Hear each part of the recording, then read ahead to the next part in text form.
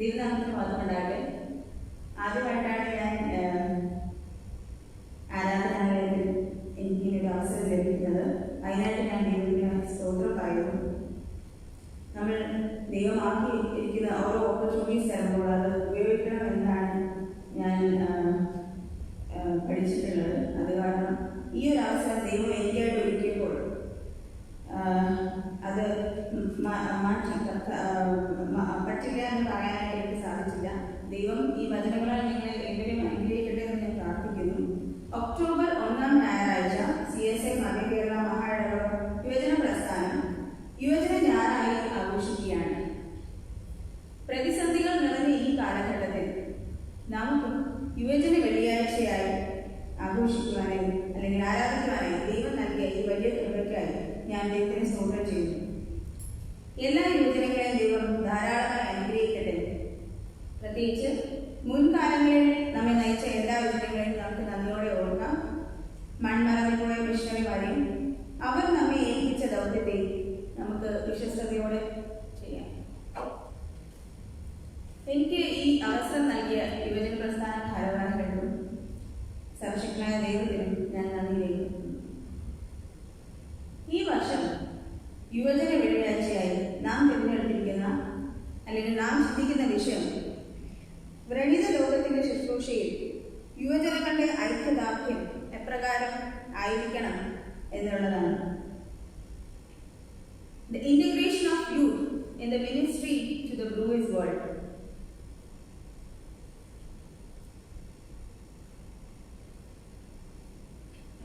മുറിവുകൾ അല്ലെങ്കിൽ വൂൺസ് പല തരത്തിലുണ്ടാകാം അല്ലേ? ഫിസിക്കലി, മെന്റലി, സ്പിരിച്വലി എല്ലാം നമ്മൾ വുണ്ടഡ് ആവാറുണ്ട്. അവിടെ യുവജനങ്ങൾക്ക് എന്താണ്, what is the role of youth there?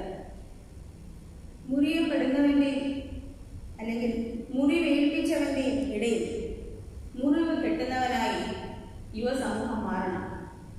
മുറിവേൽപ്പിച്ചവന്റെ മുറിയപ്പെട്ടവന്റെ ഇടയിൽ എപ്പോഴാണോ നമ്മൾ അവരുടെ മുറിവ് കെട്ടുന്നവരായിട്ട് മാറുന്നത്, അതാണ് നമ്മുടെ യഥാർത്ഥ ദൗത്യം. പ്രതിസന്ധികളുടെ ഇടയിൽ ഒരു ക്രിസ്ത്യാനിയുടെ ജീവിതം ഏറ്റവും കൂടുതലായിട്ട് തെളിഞ്ഞ് ശോഭിക്കണം. ക്രിസ്തു ഈ ലോകത്തിലായിരുന്നപ്പോൾ എപ്രകാരമായിരുന്നു എന്ന് നമുക്ക് ഏവർക്കും അറിയാം. അവൻ മറ്റുള്ളവരുടെ മുറിവുകളെ കിട്ടി എല്ലാവരെയും ഒരുപോലെ കണ്ടു. അവന്റെ മാതൃകയാണ് നമ്മൾ സ്വീകരിച്ചിരിക്കുന്നത് അല്ലേ? ക്രിസ്ത്യാനികളായ നാം ഓരോരുത്തരും മാതൃകയായി സ്വീകരിക്കുന്നത് ക്രിസ്തുവിനെ തന്നെയാണ്. അവൻ എപ്രകാരമായിരുന്നു ഈ ലോകത്തിൽ ജീവിച്ചത് നമുക്ക് ഓരോരുത്തർക്കും അറിയാം. അപ്രകാരം ആ ഒരു മാതൃകയെ പിന്തുടരാനായി നമ്മൾ ഓരോരുത്തരും ശ്രമിക്കണം. ലൂക്കോസിന്റെ സുവിശേഷത്തിൽ നമ്മൾ നല്ല ശമരിയക്കാരന്റെ ഉപമ പഠിപ്പിക്കുന്നുണ്ട്. ദൈവം എന്താണ് അതിൽ പറയുന്നത്?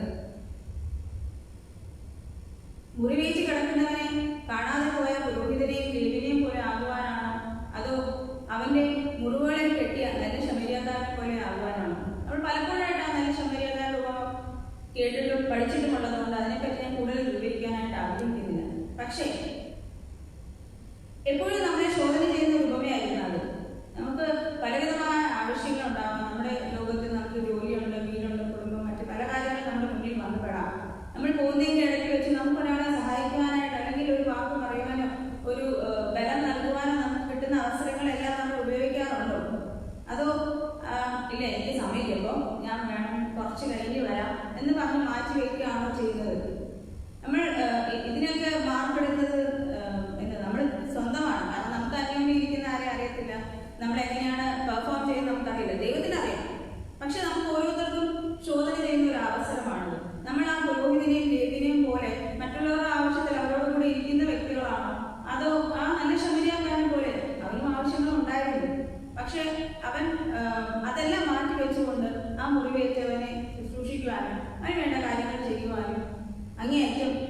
ശ്രമിച്ചു. അങ്ങനെ അവനെ നേടി ആ നല്ല ശമരിയക്കാരൻ.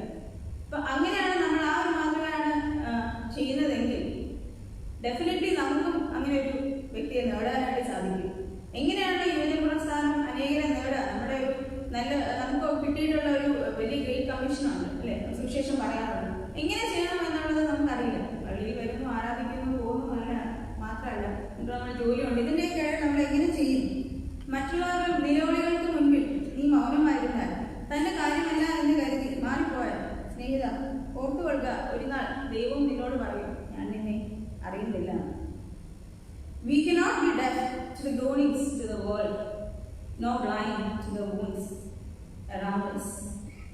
No, we cannot be unresponsive towards what's happening around us. അല്ലേ, നമുക്ക് മറ്റുള്ളവരുടെ നിലവിളി കേൾക്കാതിരിക്കാൻ പറ്റും. അവര് ശരിക്കും ഉറച്ച് നിലവിളിക്കണം എന്നൊന്നുമില്ല, പക്ഷേ നമ്മുടെ അടുത്ത് നിൽക്കുന്നതിനൊരു വേദന ഉണ്ട് എന്ന് മനസ്സിലാക്കേണ്ട നമ്മുടെ ഓരോരുത്തരുടെയും ചുമതലയാണ്. അവന്റെ പുറത്തൊന്നും തട്ടിയിട്ട് ആരില്ലടാ ഇല്ല ശരിയാവും എന്ന് പറയാനുള്ള ഒരു മനസ്സ് നിങ്ങൾ ഓരോരുത്തരും കാണിക്കുമ്പോൾ അവിടെ ദൈവം പ്രത്യക്ഷനാകുന്നു, അവിടെ ദൈവം ഉണ്ടെന്ന് അവർ മനസ്സിലാക്കുന്നു. അതൊക്കെ നമ്മുടെ ഒരു അവസരങ്ങളാണ്. So use every opportunity.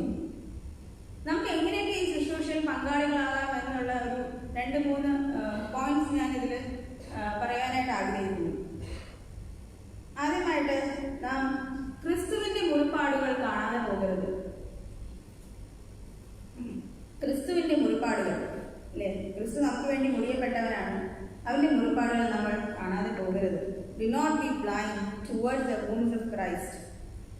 രണ്ടാമതായിട്ട് നമ്മൾ പ്രകൃതിയുടെ നൊമ്പരങ്ങൾ കാണാതെ പോകരുത്. നമുക്ക് ചുറ്റുമുള്ള പ്രകൃതിയുടെ നൊമ്പരങ്ങൾ മനുഷ്യരെ നേടാനില്ല. നമ്മളോട് പറഞ്ഞുള്ളത് പ്രകൃതിയെ നേടിയിട്ട് എന്തിനാണ്? Do not be unaware of the agony of nature. മൂന്നാമതായിട്ട് മനുഷ്യരുടെ നിലവിളി നാം കേൾക്കാതെ പോകരുത്. Do not be deaf towards the groaning of people around us. ഈ 3 വിഷയങ്ങളെ കുറിച്ച് അല്പസമയം ചിന്തിക്കാനായിട്ടാണ് ഞാൻ ആഗ്രഹിക്കുന്നത്. നമ്മൾ ഇന്ന് വായിച്ചു കേട്ട പഴയ നിയമ വേദഭാഗത്തിൽ യെശയ്യാവിന്റെ പുസ്തകം 53-ാം അധ്യായം 5-ാം വാക്യത്തിൽ ഇപ്രകാരം പറയുന്നു, അവൻ നമ്മുടെ അതിക്രമ നിമിത്തം മുറിവേറ്റും നമ്മുടെ അകൃത്യങ്ങൾ നിമിത്തം തകർന്നു ഇരിക്കുന്നു. എന്റെയും നിങ്ങളുടെ അതിക്രമ നിമിത്തം മുറിവേറ്റും അകൃത്യങ്ങൾ നിമിത്തം തകർന്നു ഇരിക്കുന്ന ആ യേശുവിനെയാണ് അവിടെ കാണുന്നത്. ദൈവത്തിന്റെ ആ സഹനത്തെ, ആ സ്നേഹത്തെ മനസ്സിലാക്കുന്നതിന് ഏറ്റവും നമ്മളെല്ലാവരും നിസ്സാരമായി കരുതുന്ന ഒരു ചെരുപ്പിനെയാണ് ഉപമയായിട്ട് കരുതുന്നത്. ഇപ്പോൾ ജസ്റ്റ് ഒന്ന് സിംബലൈസ് ചെയ്യാൻ വേണ്ടിയിട്ട് അത് നമ്മുടെ ഉന്നതമായ ദൈവഭാവത്തിന് ദൈവിക സങ്കല്പത്തിനൊക്കെ ഉയരാത്ത ഒന്നാണ് ചെരുപ്പെന്ന് പറയുന്നത്. പക്ഷേ അതിനെപ്പറ്റി കൂടുതൽ ചിന്തിച്ചപ്പോൾ എനിക്ക് തോന്നിയത് ചെരുപ്പിനെ വെച്ച് നമുക്കൊന്ന് കമ്പയർ ചെയ്തോ അല്ലെ. നമ്മുടെ കുഞ്ഞുനാൾ മുതൽ പിച്ച വെച്ച് നടക്കുന്ന സമയം പോലെ നമ്മുടെ കൂടെ ഉള്ളതാണ് ചെരുപ്പ്. ഇവിടെ ശാരദ ചേർച്ചിലെ എക്സെപ്ഷനാണ് ധാർമ്മികൻ, നമുക്ക് ചേർച്ചിനകത്ത് ചെരുപ്പിടാമെന്നുള്ളത്. പക്ഷെ അല്ലാതെയുള്ള എല്ലായിടത്തും ചെരുപ്പിന്റെ സ്ഥാനം എവിടെയാണ്? എപ്പോഴും പുറത്താണ്. നമ്മൾ നടന്ന് പരിപരിത വഴികളിലൂടെയും മുള്ളിലൂടെയും ചെടിയിലൊക്കെ നമ്മൾ നടക്കുമ്പോൾ നമ്മുടെ മൃദുവായ ആ കാലുകൾക്ക് എപ്പോഴും ഒരു ആശ്വാസമാണ് ഈ ചെരുപ്പ് എന്ന് പറയുന്നത് അല്ലെ. അതുപോലെ നമ്മുടെ ചെറുപ്പത്തിലും നമ്മുടെ യൗവനത്തിലും ഒക്കെ നമ്മളോട് കൂടെ ഉള്ളതാണ് നമ്മുടെ കർത്താവ് ക്രിസ്തു. നമുക്കൊന്നും പറ്റാതെ നമ്മളെ കാത്തു പരിപാലിച്ച് നമ്മളെ സൂക്ഷിച്ച് നമ്മുടെ യഥാസ്ഥാനങ്ങളിലേക്ക് കൊണ്ടുപോകുന്നു. അതുപോലെ അഴുക്ക് ചാലുകളിലൂടെ നമ്മൾ നടക്കുമ്പോഴും ചെരുപ്പ് ശുദ്ധതയെ കാണിക്കുന്നു അല്ലെ. അഴുക്ക് ചാലിലൊക്കെ പോവുകയാണെങ്കിൽ നമ്മുടെ കാലിലൊന്നും പറ്റാണ്ട് അത് സൂക്ഷിക്കുന്നു. ഒരുപാട് അഴുക്ക് വഴികളിൽ നഗ്നപാതനായി നടന്ന ഒരു ധൂർത്തപുത്രനെ നമുക്കറിയാം. അവൻ തിരിച്ചു വന്നപ്പോൾ അവന്റെ സ്നേഹപിതാവ് ദാസന്മാരോട് കൽപ്പിച്ചത് ഇവന്റെ കയ്യിൽ മോതിരവും ഇവന്റെ കാലിൽ ചെരുപ്പും അണിയിക്കും എന്നാണ്. ആത്മാവിനെ ബാധിക്കുന്ന ഈ പാപമാലിന്യങ്ങളിൽ നിന്ന് രക്ഷ നേടാൻ ദൈവം എന്ന രക്ഷാകവചം നാം ധരിച്ചേ തീരും. എല്ലാ പ്രഭാതങ്ങളിലും നമ്മൾ ഓഫീസിലേക്കോ പുറത്തേക്കോ ഒക്കെ പോകുമ്പോൾ നമ്മുടെ ഷൂസൊക്കെ നല്ലവണ്ണം പോളിഷ് ചെയ്ത് വെക്കുന്നു, നല്ല നീറ്റായിട്ട് നമ്മൾ പുറത്തേക്ക് ഇറങ്ങും. അതുപോലെ രാവിലെ പോകുന്ന സമയത്ത് നമ്മൾ പ്രാർത്ഥിക്കുന്നു, ദൈവത്തോട് എല്ലാ കാര്യങ്ങളൊക്കെ പറഞ്ഞ് നമ്മൾ പുറത്തേക്ക് പോകുന്നു. അത് കഴിഞ്ഞ് നമ്മൾ തിരിച്ചു വരുന്ന സമയത്ത് നമ്മുടെ ഈ ചെരുപ്പ് വരാന്തയിൽ തന്നെ ഉള്ളൂ, അവിടെ നിന്ന് അകത്തേക്കില്ല എന്ന് പറയുമ്പോൾ എന്താണ് നമ്മുടെ ജീവിതം കംഫർട്ട് സോണിലാകുമ്പോൾ അല്ലെങ്കിൽ നമ്മുടെ ജീവിതം ഐശ്വര്യവും ശാന്തിയും സമാധാനമൊക്കെ നിറഞ്ഞ സമയമാകുമ്പോഴത്തേക്കും ആ ചെരുപ്പിനെ പോലെ തന്നെ നമ്മൾ പുറത്തേക്ക് ഇപ്പം ആവശ്യമുള്ള സമയത്ത് ഞാൻ വിളിച്ചോളാം എന്നുള്ള രീതിക്ക് നമ്മൾ പുറത്താക്കി നിർത്തുകയാണ് ചെയ്യുന്നത്. അതോ എപ്പോഴും നമ്മുടെ ഒരു പടിയായി നമ്മുടെ കൂടെ തന്നെ കർത്താവിനെയും കൊണ്ട് നമ്മൾ നടക്കുന്നുണ്ടോ? നമ്മൾ നല്ലൊരു ഇടയനായിട്ട് നമ്മൾ സുഖത്തിലും ദുഃഖത്തിലും ശാന്തിയിലും സമാധാനത്തിലും എല്ലായിടത്തും ചെയ്യുന്നവരുണ്ട്, അതുപോലെ വരാന്തയിലാക്കുന്നവരുണ്ട്. നമ്മൾ എവിടെയാണ് എന്നുള്ളതിന് സ്വയമായി തന്നെ നമ്മൾ ശോധന ചെയ്ത് നോക്കുക. നമ്മൾ കാത്ത് ആ വരാന്തയിൽ ആ തണുപ്പും മഴയും വെയിലും കൊണ്ട് അവൻ നമുക്കായി കാത്തു നിൽക്കുന്നു. നിങ്ങൾ ഓരോരുത്തരെയും കാത്തുകൊണ്ട് കർത്താവ് ആ വെയിലത്തും മഴയത്തും കാത്തു നിൽക്കുകയാണ്. ഓരോരുത്തരും തന്നെ തന്നെ ശോധന ചെയ്ത് നോക്കേണ്ട ഒരു കാര്യമാണ്. ഈ കഷ്ടപ്പാടൊക്കെ ചുമക്കുന്ന ഈ ഒരു ചെത്തിനെ വലിച്ചറിഞ്ഞുകൊണ്ട് പുതിയതിന്റെ പുറകിലേക്ക് നമ്മൾ പോകാറുണ്ട്. ചില സമയത്തൊക്കെ നമുക്ക് തോന്നും, ഈ വിശ്വാസത്തിൽ നമുക്കിനി എന്ത് ലഭിക്കാനാണ്? ഒന്നും കിട്ടാനില്ല, നമ്മളെ പോകുന്നു വരുന്നു, ഒരു ചടങ്ങായി പോകുന്നു, മറ്റു ആരാധനയിലുള്ള പോലെയല്ല, നമുക്ക് ഭയങ്കരമായിട്ടൊരു ആത്മീയ നിറവുണ്ടാകുന്നില്ല. എന്തുകൊണ്ട് നിറവുണ്ടാകുന്നില്ല എന്ന് നമ്മൾ ചിന്തിക്കേണ്ടതാണ്. എന്തുകൊണ്ട് നമുക്ക് ആരാധനയിൽ വളരെ എഫക്റ്റീവായിട്ട് നമുക്ക് ഇരുന്ന് ആ ആരാധനയിൽ ഓരോ വാക്യം പറയുമ്പോഴും നമ്മുടെ ഉള്ളിൽ നിന്ന് എന്തുകൊണ്ട് പറയുന്നില്ല? ഈ ഒരു ആരാധനക്രമം എല്ലാം ഉണ്ടാക്കി വെക്കുന്നത് എന്തിനു വേണ്ടിയിട്ടാണ്? നമ്മുടെ മനസ്സിൽ നമുക്ക് പ്രാർത്ഥിക്കാനുള്ള അവസരങ്ങളുണ്ട് എങ്കിലും അതെല്ലാം വളരെ സൂക്ഷ്മതയോടെ ചിട്ടപ്പെടുത്തിയ കാര്യങ്ങളാണ്. പക്ഷെ അത് നമ്മളെ കൊണ്ട് കൃത്യമായിട്ട് ഏറ്റു പറഞ്ഞ് ആത്മാവിനെ നേടാൻ കഴിയുന്നില്ലെങ്കിൽ അത് നമ്മളിൽ എന്തെങ്കിലും കുറവുണ്ടായിട്ടാണോ? നമ്മൾ കറക്റ്റായിട്ടാണോ പറയുന്നത്? ഓരോ പ്രാർത്ഥനയും ചൊല്ലുമ്പോൾ ആ വാക്കുകളെ നമ്മൾ കുറച്ചും കൂടെ ആഴമായിട്ടൊന്ന് ചിന്തിക്കുക. അത് നിങ്ങൾ തന്നെ പറയുന്ന സമയത്ത് കുറച്ചും കൂടെ ചിലപ്പോൾ ദൈവത്തിന് ഒരു അവസരം കൊടുക്കുകയാണ് അകത്തേക്കൊന്ന് കയറാനായിട്ട്. അതൊക്കെ വിട്ടെറിഞ്ഞ് നമുക്ക് മറ്റു മതത്തിന്റെയും മറ്റ് വിശ്വാസത്തിന്റെയും ഒക്കെ പുറകെ പോകുമ്പോൾ ആ മഴയെ പെയ്തിക്കൊണ്ട് അവൻ പുറത്ത് കാത്തു നിൽക്കുന്നതാണ്. അവന്റെ സ്നേഹത്തെ നാം കാണാതെ പോകരുത്, അവന്റെ മുറിവിനെ നാം കാണാതെ പോകരുത്. രണ്ടാമതായി, പ്രകൃതിയുടെ നൊമ്പരങ്ങൾ നാം കാണാതെ പോകരുത്. Do not be unaware of the agony of nature. നമ്മുടെ ഭൂമി ഒരു നാൾ നശിക്കുമെന്നും പുതിയ ആകാശം പുതിയ ഭൂമിയൊക്കെ കടന്നു വരുമെന്നൊക്കെ വിശ്വസിക്കുന്ന പ്രത്യാശയുള്ള ഒരു കൂട്ടരാണ് നമ്മൾ, അല്ലേ? അപ്പൊ അതിന്റെ സമയത്ത് നമ്മൾ എന്തിനാണ് ഈ ഒരു പ്രകൃതിയുടെ പുറകെ നമ്മൾ പോയിട്ട് നമ്മൾ മനുഷ്യനെ നേടുക എന്നല്ല പഠിപ്പിച്ചത്. പ്രശ്നമായ ഒരു അമേരിക്കൻ ഇവാഞ്ചലിസ്റ്റായ D.L. മൂഡി ഇപ്രകാരം പറയുന്നു, I look upon this world as a sinking ship, and the Lord has given me a lifeboat and told me, Moody, save all you can. ഞാൻ ഈ ഒരു ലോകത്തെ ഒരു തകരുന്ന കപ്പലായിട്ടാണ് കാണുന്നത്. എനിക്ക് ദൈവം ഒരു ലൈഫ് ബോട്ട് തന്നു, എന്നിട്ട് എന്നോട് പറഞ്ഞു നിനക്ക് പറ്റുന്ന എല്ലാവരെയും നീ രക്ഷിക്കുക എന്നുള്ളത്. അദ്ദേഹം രക്ഷിക്കുന്നത് മനുഷ്യരെ കുറിച്ചിട്ടാണ്. പക്ഷെ നമ്മൾ എപ്പോഴും ഫോക്കസ്ഡ് ആയിട്ടുള്ളത് മനുഷ്യരെ രക്ഷിക്കുക, മനുഷ്യരുടെ നശിച്ചു പോകാതെ മനുഷ്യരെ നേടുക എന്നുള്ളത് നമ്മുടെ ഗ്രേറ്റ് കമ്മീഷനാണ്. സുവിശേഷം അറിയിക്കുക എന്നൊക്കെയുള്ള നമുക്കുള്ള നിയോഗമാണ്, അത് നമ്മൾ ചെയ്യണം. പക്ഷെ അതിന്റെ കൂടെ നമുക്ക് ദൈവം തന്നിട്ടുള്ള ഈ പ്രകൃതിയെ it is actually A gift, അല്ലേ? ദൈവം ഇത് പ്രകൃതി ഉണ്ടാക്കിയതിനു ശേഷം അത് നല്ലത് എന്നാണ് കണ്ടത്, ചീത്തയായിട്ടുള്ള ഒരു കാര്യമല്ല. ഉൽപ്പത്തിയുടെ പുസ്തകത്തിൽ നമ്മൾ വായിക്കും, ഞാൻ അത് ദൈവം സൃഷ്ടിച്ചതിന് ശേഷം നല്ലത് എന്നാണ് പറയുന്നത്, അല്ലേ? നമ്മൾ വായിച്ചിട്ടുണ്ടല്ലേ? So it is a gift for us. അപ്പൊ ആരെങ്കിലും നമുക്കൊരു ഗിഫ്റ്റ് തരുവാണെങ്കിൽ അത് നന്നായിട്ട് സൂക്ഷിക്കേണ്ട ഒരു ചുമതല നമുക്കില്ലേ? അതോ അതിനെ ദുരുപയോഗം ചെയ്യുന്ന വഴി നമ്മൾ അയാളെ സ്നേഹിക്കുവാണോ നിന്ദിക്കുവാണോ ചെയ്യുന്നത്? സെക്കൻഡ്ലി, അത് നമ്മുടെ റെസ്പോൺസിബിലിറ്റിയാണ്. കാരണം ദൈവം ഇതെല്ലാം ഉണ്ടാക്കിയതിനു ശേഷം അത് പരിപാലിക്കുവാനായിട്ടുള്ള റെസ്പോൺസിബിലിറ്റി തന്നത് എനിക്കും നിങ്ങൾക്കും വേണ്ടിയിട്ടാണ്. അതിന് മേളിൽ വാഴുവാനായിട്ടാണ് ദൈവം പറയുന്നത്. ഉൽപ്പത്തിയുടെ പുസ്തകം 1-28 വാക്യത്തിൽ അത് പറയുന്നു, നിങ്ങൾ സന്താനപുഷ്ടിയുള്ളവരായി പെരുകി ഭൂമിയിൽ നിറഞ്ഞ് അതിനെ അടക്കി സമുദ്രത്തിലെ മത്സ്യത്തിന്മേലും ആകാശത്തിലെ പർവ്വജാതിന്മേലും സകല ഭൂജല ജന്തുവിന്മേലും വാഴുകയും എന്ന് കൽപ്പിച്ചു, അല്ലേ? So it is our responsibility. So firstly it is a gift, secondly it is our responsibility.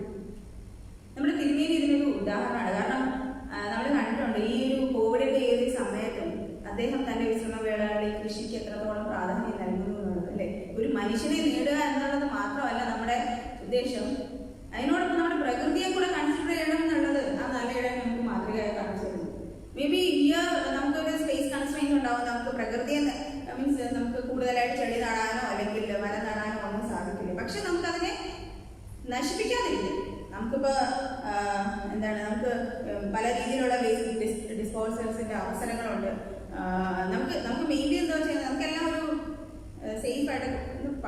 പെട്ടെന്നെല്ലാം ചെയ്ത് കിട്ടാണെന്നല്ല. നമ്മളിപ്പോൾ എന്തെങ്കിലും സാധനം വാങ്ങിക്കുവാണെങ്കിൽ കഴിക്കാനായിട്ടൊക്കെ നമ്മളിപ്പം പുറത്ത് പോയിട്ട് എന്തെങ്കിലും മേടിക്കും, ഒരു ബർഗറോ റാപ്പറോ എന്തെങ്കിലും മേടിക്കുവാണെങ്കിൽ എന്താ ചെയ്യും, നമ്മൾ അതിനകത്തുള്ള കിട്ടുന്ന എല്ലാം കൂടെ ചേർത്ത് ഫൈനലി നമ്മളെല്ലാം കൂടെ ആ കവറാ തന്നെ ചുരുട്ടിക്കൂട്ടി നമ്മൾ ഡിസ്പോസ് ചെയ്യും.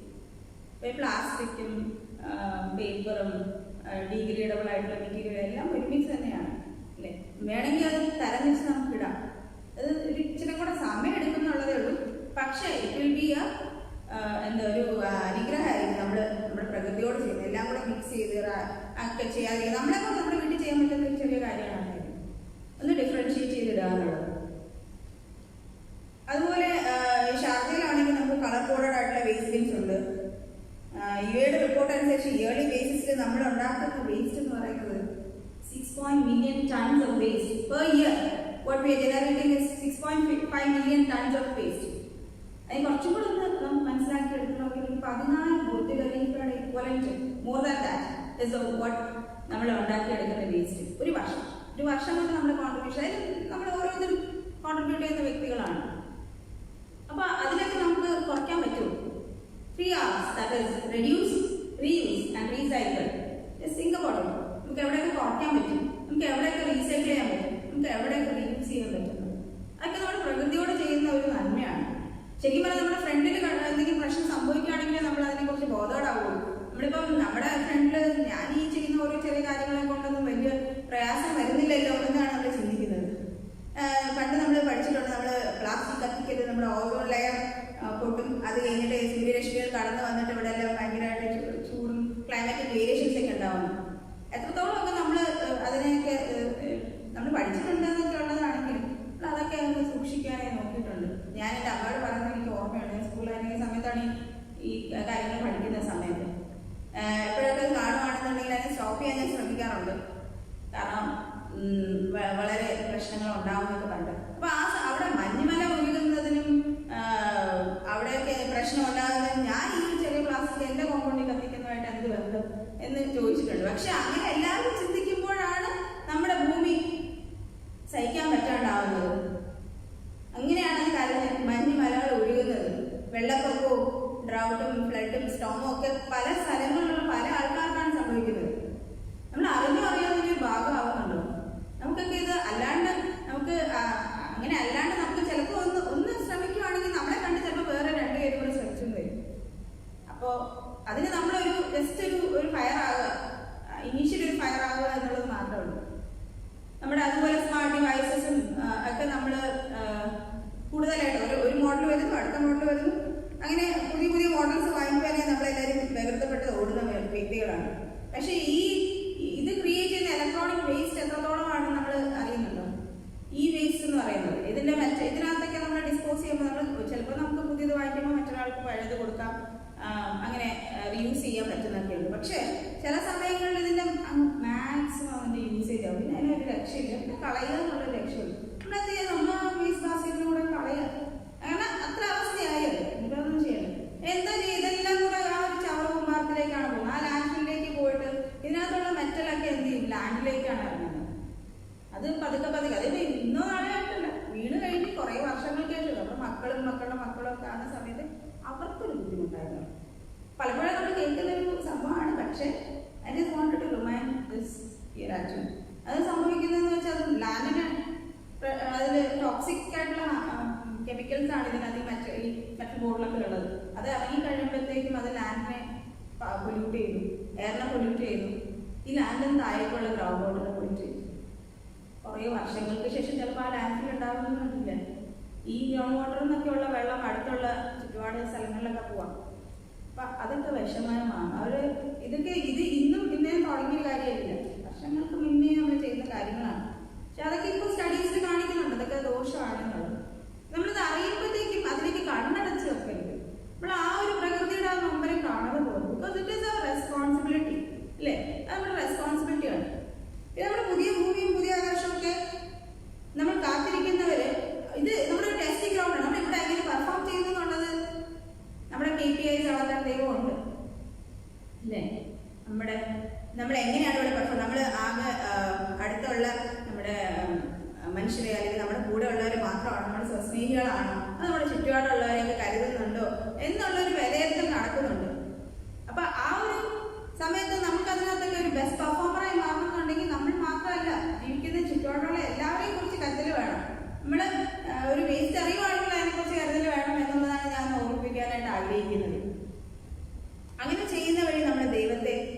സന്തോഷിപ്പിക്കുകയാണ്. ഈ പ്രകൃതിയുടെ മുറിവുകളെ കെട്ടുന്ന വഴി, ആ പ്രകൃതിയുടെ ഒരു നിലവിളി ശ്രവിക്കുന്നത് വഴി നമ്മൾ ആ ദൈവത്തിനോടുള്ള ആ ഒരു സ്നേഹത്തെ കാണിക്കുകയാണ്. So it is a gift to ourselves, അല്ലെ? It is a responsibility and it is a testing ground. ഈ നേച്ചറിനോട് നമ്മൾ കാണിക്കുന്ന ഓരോ കാര്യങ്ങളും. അടുത്തതായിട്ട് എനിക്ക് പറയുവാനുള്ളത്, മനുഷ്യരുടെ നിലവിളി നമ്മൾ കേൾക്കാതെ പോകരുത്. We should not be deaf toward the groaning of people around us. നമ്മുടെ ചുറ്റുമുള്ള മനുഷ്യരുടെ നിലവിളി നമ്മൾ കേൾക്കാതെ പോകരുത്. മനുഷ്യർ ഒറ്റയ്ക്ക് വന്ന് ഒറ്റയ്ക്ക് പോകുന്നു, കറക്റ്റ്. പക്ഷെ ഇതിൻ്റെ ഇടയ്ക്ക് നമുക്ക് മനുഷ്യരായിട്ടുള്ള ബന്ധങ്ങളുണ്ട് അങ്ങോട്ടും ഇങ്ങോട്ടും. ഞങ്ങളുടെ പള്ളിയിലേക്ക്, ഈ പള്ളിയിലേക്ക് ഞങ്ങൾ കടന്നു വന്നപ്പോൾ ഏറ്റവും കൂടുതൽ അട്രാക്റ്റീവ് ആയിട്ട് നമുക്ക് ഞാൻ ആദ്യമായിട്ട് ഈ ഒരു കടന്നു ആരാധനയിലേക്ക് വരുമ്പോഴത്തേക്ക് എപ്പോഴും നമുക്കൊരു ഫെലോഷിപ്പ് കിട്ടുമായിരുന്നു. ഇപ്പോൾ വന്നിട്ട് പോകുമ്പോഴത്തേക്ക് അറിയാത്തല്ലേ, പുതുതായിട്ട് കടന്നു വന്നെങ്കിലും അങ്ങനെ ഒരു ഇയാൾ പുതിയ ആളാണ്, നമുക്ക് അറിയില്ല എന്ന് പറഞ്ഞാൽ ആരും മാറ്റി നിർത്തിയിട്ടുണ്ടായിരുന്നില്ല. അന്ന് ഈ ചായയൊക്കെ ഉണ്ടായിരുന്നു. ആ സമയത്ത് എല്ലാവരും ഒരു വന്നിട്ട് പേരൊക്കെ ചോദിച്ച്, അപ്പോൾ നമുക്ക് അടുത്ത പ്രാവശ്യം വരാനും യൂത്തിലേക്ക് വരാനും ഒക്കെ നമുക്കൊരു ഒരു ഭയങ്കര ഒരു സന്തോഷമായിരുന്നു.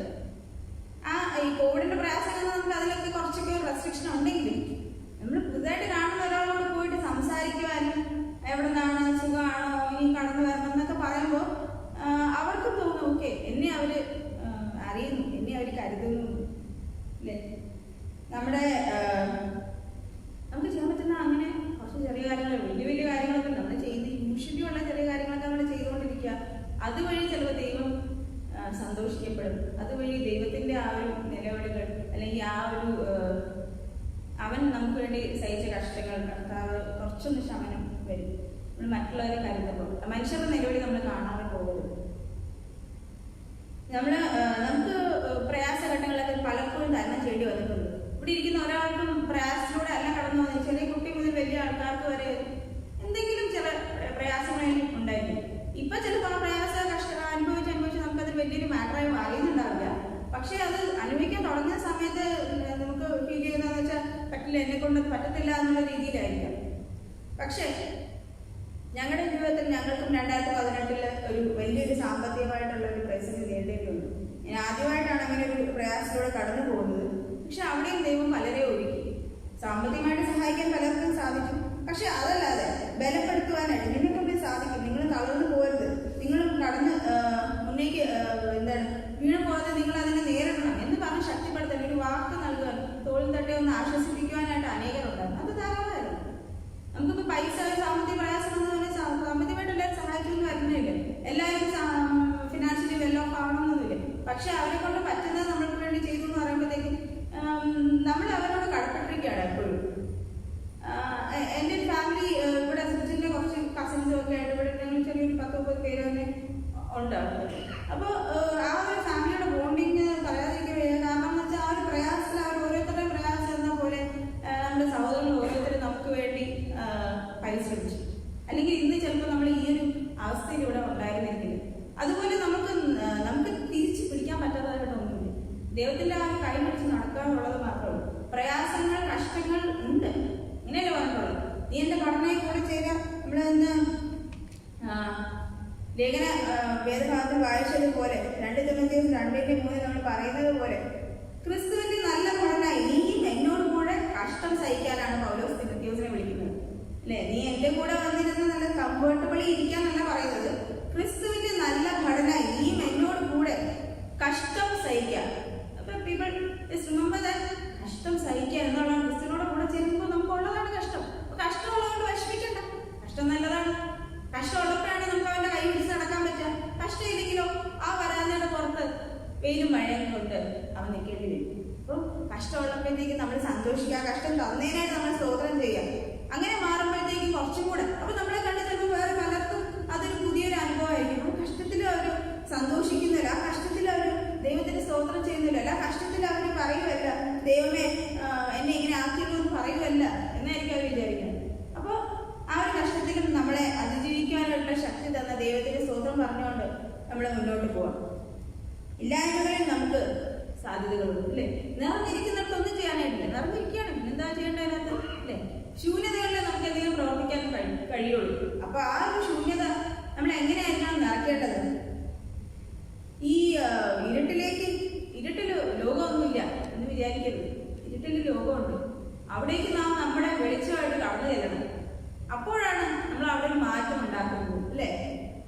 അവരൊക്കെ ഇരുട്ടിലാണ്.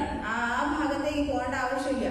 പക്ഷെ നമുക്ക് ദൈവം വെളിച്ചം തന്നിട്ടുണ്ട്. എന്തിനാണ് അത് വെച്ചിട്ടിരിക്കുന്നത്? നമ്മുടെ ചുറ്റുമുള്ളവർക്ക് വേണ്ടി മാത്രമാണ് അല്ല, നമുക്ക് ഓരോരുത്തർക്കും തന്നിട്ടുള്ളതാണ് ആ ഒരു ഗ്രേറ്റ് കമ്മീഷൻ എന്ന് പറയുന്നത്. അവിടെ പോയിട്ട് അത് ചെയ്യാം. നമ്മളെ കൊണ്ട് ചെയ്യാൻ പറ്റുന്ന നമ്മൾ പല രീതിയിലുള്ള മിഷണറി പ്രവർത്തനങ്ങൾ നടക്കുന്നുണ്ട്. നമുക്ക് 1967 യുവജന പ്രസ്ഥാനം നേതൃത്വം നൽകിയ ഒരു മിഷനാണ് തെലങ്കാന മിഷൻ. വെരി റവറൻഡ് നമ്മുടെ പിയോനായനാച്ചനെ കുടുംബവും അന്ന് ഏറ്റ മുറിപ്പാടുകളാണ് ഇന്ന് ആ തെലങ്കാന ഒരു മുതലപ്പള്ളി എന്ന പ്രദേശത്തെ എല്ലാ വളർച്ചകൾക്കും കാരണം. അദ്ദേഹം അന്ന് ആ ഒരു മുറിവുകൾ, ആ ഒരു വേദനകൾ സഹിച്ചില്ലായിരുന്നെങ്കിൽ ഇന്ന് ആ പ്രദേശത്ത് അങ്ങനെ ഒരു വളർച്ച ഉണ്ടാകുന്നില്ല. ഇന്ന് അവിടെ ജസ് മാത്യു അച്ഛനെ കുടുംബവും പ്രാർത്ഥനകൾ ചെയ്യുന്നു. നിങ്ങൾക്ക് ഓരോരുത്തർക്കും അതിന് പങ്കാളികളാവും. നമ്മുടെ ചുറ്റുമുള്ള മിഷണറിമാരെ നമ്മളിപ്പോൾ ഈ അടുത്തായിട്ട് മിഷൻ ഒരു പ്രാർത്ഥനയും നമ്മൾ ചെയ്യുന്നവർക്ക് വെച്ചു. എന്തിനാണ്? അവർ കഷ്ടം സഹിക്കുകയാണ്. ദൈവത്തിന് വേണ്ടി നിന്നതിനൊരു എക്സാമ്പിളാണത് ഇല്ലേ? പക്ഷേ be proud and be happy. അപ്പം നമ്മളെക്കാട്ടിലും ഒരു മാർക്ക് കൂടുതലാണ് ദൈവം അവിടെ ഇട്ടേക്കുന്നത്. ആ കഷ്ടം സഹിച്ചപ്പോൾ കുറച്ചും കൂടെ ഒരു കൂടുതൽ അടുത്തേക്കായി അല്ലേ? ചിലപ്പോൾ അവിടെ അവരാണ് ജയിലിൽ പോയ സമയത്ത് മേ ബി പലരെയും നേടാനായിട്ടുള്ള അവസരമായിരിക്കും. ആ ഒരു പ്രയാസമായിട്ടാണ് അത്. അവിടെയുള്ള ആർക്കോ വേണ്ടിയിട്ടാണ് ദൈവം അദ്ദേഹത്തെ അയച്ചതെന്ന് കരുതുക. അവിടെയുള്ള ആരെങ്കിലും ചിലപ്പോൾ മനം തിരിഞ്ഞാലും അവിടെയുള്ള ഒരാൾക്ക് വേണ്ടിയിട്ടായിരുന്നു എനിക്ക് ആ കഷ്ടം. നമ്മുടെ ജീവിതത്തിൽ ആ കഷ്ടം വരുന്ന സമയത്ത് നമ്മൾ പറയുന്നത് അയ്യോ എനിക്കിങ്ങനെ ഒരു കഷ്ടം വന്നല്ലോ എന്ന്. ഞങ്ങളുടെ പ്രയാസങ്ങളിൽ എന്നെ ബലപ്പെടുത്തിയ ഒരു വാക്യമാണ് 1 കൊരിന്ത്യർ 10:13. മനുഷ്യർക്ക് നടപ്പല്ലാത്ത പരീക്ഷ നിങ്ങൾക്ക് നേരിട്ടിട്ടില്ല. ദൈവം വിശ്വസ്തൻ. നിങ്ങൾക്ക് കഴിയുന്നതിന് മീതെ പരീക്ഷ നേരിടുവാൻ സമ്മതിക്കാതെ നിങ്ങൾക്ക് സഹിപ്പാൻ കഴിയേണ്ടതിന് പരീക്ഷയോട് കൂടെ അവൻ പോക്കുവഴിയും ഉണ്ടാക്കും. നല്ലൊരു പ്രോമിസ് ആണ് ആക്ച്വലി. നമുക്ക് കഷ്ടം വരുമ്പോൾ എപ്പോഴും മുറുകെ പിടിക്കാറുള്ളത്. കാരണം മനുഷ്യർക്ക് നടപ്പല്ലാത്ത ഒരു പരീക്ഷയും നിങ്ങൾക്ക് നേരിട്ടിട്ടില്ല, നേരിടുകയില്ല. ദൈവം വിശ്വസ്തനാണ്. നിങ്ങൾക്ക് കഴിയാവുന്നത്ര പരീക്ഷ കിട്ടത്തുള്ളൂ. നിങ്ങൾക്ക് കഴിയുന്നതിന് മീതെ പരീക്ഷ കിട്ടത്തില്ല എന്ന് ദൈവം ഇവിടെ പറയുന്നു. നിങ്ങൾക്ക് കഴിയുന്നതിന് മീതെ പരീക്ഷ നേരിടുവാൻ സമ്മതിക്കാതെ നിങ്ങൾക്ക് കഴിയുന്നതിന് മീതെ അവനൊന്ന് വളയ്ക്കും, പക്ഷെ ഓടിക്കത്തില്ല. ഓക്കെ, സോ നിങ്ങൾക്ക് നിങ്ങൾക്ക് എന്നെ കൊണ്ട് പറ്റുന്നില്ല, പക്ഷേ നിങ്ങൾക്ക് ഇനിയും പറ്റും. അത് ചിലപ്പോൾ നമ്മളെ സെൽഫ് റിയലൈസ് ചെയ്യിപ്പിക്കാൻ വേണ്ടിയിട്ടായിരിക്കും ദൈവം ആ പരീക്ഷ തന്നത്. ചിലപ്പോൾ നമ്മളത് ചെയ്യുന്ന കണ്ടിട്ട് ചിലപ്പോൾ നമ്മുടെ അത്രയും ബലമില്ലാത്ത ഒരാൾക്ക് അത് ശക്തിപ്പെടുകയായിരിക്കും. So don't think that it is for you, it is for someone else. പക്ഷെ നിങ്ങൾക്കത് അതിജീവിക്കാനുള്ള കരുത്തുണ്ടെന്ന് ദൈവത്തിന് അറിയാം. So that is why he has given that. ആ ഒരു പ്രശ്നം നിങ്ങൾക്ക് തന്നിരിക്കുന്നത് അതുകൊണ്ടാണ്. അത് നിങ്ങൾ കറക്റ്റായിട്ട് നിങ്ങൾ അത് അതിജീവിച്ച് കഴിയുമ്പോഴത്തേക്കും നിങ്ങൾ അവിടെ ഒരാളെ നേടുകയാണ്. നിങ്ങൾക്ക് അത് സഹിക്കാൻ കഴിയണേ പരീക്ഷയിലൂടെ അവർ പോക്ക് വഴി തരും. പരീക്ഷ ഉണ്ടെങ്കിൽ അത് എന്തെങ്കിലും ഒരു പോക്ക് വഴി അവൻ തന്നിട്ടുണ്ടാവും. സോ അതുകൊണ്ട് പരീക്ഷകളൊക്കെ നമ്മൾ സന്തോഷിക്കാം, വിഷമിക്കാണ്ട് അവൻ തന്ന ആ ഒരു സന്തോഷങ്ങൾ അല്ലെങ്കിൽ ആ ഒരു പരീക്ഷകൾ എല്ലാം സന്തോഷത്തോടെ നമ്മൾ എടുക്കാം. നമ്മൾ ഇവിടെ ആണെങ്കിൽ എനിക്കൊരു കാര്യം കൂടെ ഓർപ്പിക്കാനുള്ളത് നമ്മുടെ ഏരിയ പ്രയർ മീറ്റിംഗ്സ് ആണ്. ഇവിടെ നമ്മൾ 10-20 ഏരിയ പ്രയർ ഗ്രൂപ്പ്സ് ഉണ്ടായിരുന്നു. അത് ചുരുങ്ങി ഇപ്പം 12 മാറി. കഴിഞ്ഞ ദിവസം വിളിച്ച് ഞാൻ പറയുന്നുണ്ടായിരുന്നു. അദ്ദേഹം എല്ലാവരും വളരെയധികം ആഗ്രഹത്തോടു കൂടിയാണ് ആ ഒരു ഏരിയ പ്രയറിലേക്ക് വരുന്നത്. നമ്മൾ എന്തിനാണ് വരുന്നത്? ചെറിയൊരു കൂട്ടാണ്, 1-2 കുടുംബം ഉണ്ടാവുള്ളൂ. അത്രയും പേരല്ലേ ഉള്ളൂ. നമ്മൾ എന്തിനാ അവിടെ പോകുന്നത്? 2 പേര് ചുമ്മാ വരുന്നു, പാട്ടൊന്നും പാടുന്നു. പക്ഷെ ചെറിയൊരു കൂട്ടമാകുമ്പോൾ യു ക്യാൻ കെയർ മോർ എന്ന് പറയുമ്പോഴത്തേക്ക് നമുക്ക് അവരുടെ പ്രയാസങ്ങൾ എന്താണെന്ന് പറഞ്ഞാൽ അന്യോന്യം നമുക്ക് ബലപ്പെടുത്താനായിട്ട് സാധിക്കും. ഒരു വലിയ കൂട്ടം, വലിയ ഒരു ജനസമൂഹം ഉണ്ടാവണമെന്നില്ല നമുക്ക് ആരാധിക്കാനായിട്ട്. 1-2 പേര് എവിടെ കൂടിയാലും ദൈവം ഉണ്ടാവും എന്ന് പറഞ്ഞിട്ടുണ്ട്. അപ്പം be sure that you are there actually. ഈ മാസം ഒക്ടോബർ 31 ദിവസമുണ്ട്. So that means 31 into 24 hours. That is 744 hours. Out of that we are just asking you for 1 hour. അല്ലേ? ഏരിയ പ്രയർ മീറ്റിംഗിലേക്ക് 1 മണിക്കൂറാണ് ചോദിക്കുന്നത്. 1 മണിക്കൂർ. നിങ്ങൾ എത്ര പേർക്ക് കറക്റ്റായിട്ട് പറയാം ഞാൻ ഈ മാസത്തെ ഏരിയ പ്രയർ മീറ്റിംഗിൽ പോകുന്നു അല്ലെങ്കിൽ നെക്സ്റ്റ് മന്ത്? ഇത് നമുക്ക് വേണ്ടിയിട്ടല്ല നമ്മൾ പോകുന്നത്. ചിലപ്പോൾ നമ്മുടെ കൂടെയുള്ള മറ്റൊരാളെ ബലപ്പെടുത്താനായിരിക്കും. അപ്പൊ അയാളുടെ പ്രയാസം പറയുമ്പോൾ സാരമില്ല, ഞാനിത് ഇങ്ങനെയാണ് കടന്നു പോയെന്നുള്ള ബലപ്പെടുത്താനുള്ള ഒരു അവസരങ്ങളാണ് നമ്മുടെ ഏരിയ പ്രയർ മീറ്റിംഗ്സ് നമ്മൾ കറക്റ്റായിട്ട് ഉപയോഗിക്കാം. 1-2 പേരാണെങ്കിൽ കൂടെ നെവർ മൈൻഡ്. അവിടെ ദൈവം നിങ്ങളെ ആഗ്രഹിക്കുന്നു. അവിടെ നീ വന്നിരുന്നു സംസാരിക്കുക. ഇത്രയും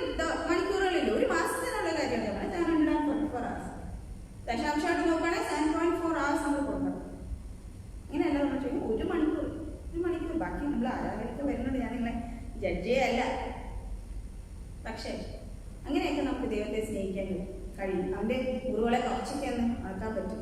ആ പുറത്ത് നിൽക്കുന്ന വരാതെ നിൽക്കുന്ന ദൈവത്തിന് കുറച്ചും കൂടെ ഒരു സമാധാനവും സന്തോഷമൊക്കെ നൽകാനായിട്ട് സാധിക്കും. അപ്പോൾ മനുഷ്യരിലേക്ക് മടങ്ങാതെ, പരിസ്ഥിതിയിലേക്ക് മടങ്ങാതെ ദൈവത്തിലേക്ക് അടുക്കുവാനായി നമുക്ക് സാധിക്കുകയില്ല. നമ്മൾ ഫേസ്ബുക്കിലും ട്വിറ്ററിലും ഇൻസ്റ്റാഗ്രാമിലും ഒക്കെ പോസ്റ്റ് ചെയ്യണം. ഞാനും അതിനകത്ത് കറക്റ്റായിട്ട് ആക്റ്റീവായിട്ട് പാർട്ടിസിപ്പേറ്റ് ചെയ്യുന്ന ഒരു വ്യക്തിയാണ്. പക്ഷെ അവിടെ മാത്രമായിട്ട് നമ്മൾ ആക്കിയതായിട്ട് നിൽക്കരുത്. നമ്മൾ അടുത്തുള്ളവരെ കാണാതെ പോയി കമന്റ് ചെയ്തിട്ട് കാര്യമില്ല.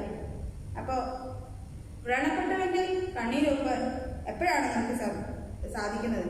അപ്പോഴാണ് നമ്മൾ ഓരോരുത്തരും ക്രിസ്തുവിന്റെ യഥാർത്ഥ മനുഷ്യന്മാരാണ്.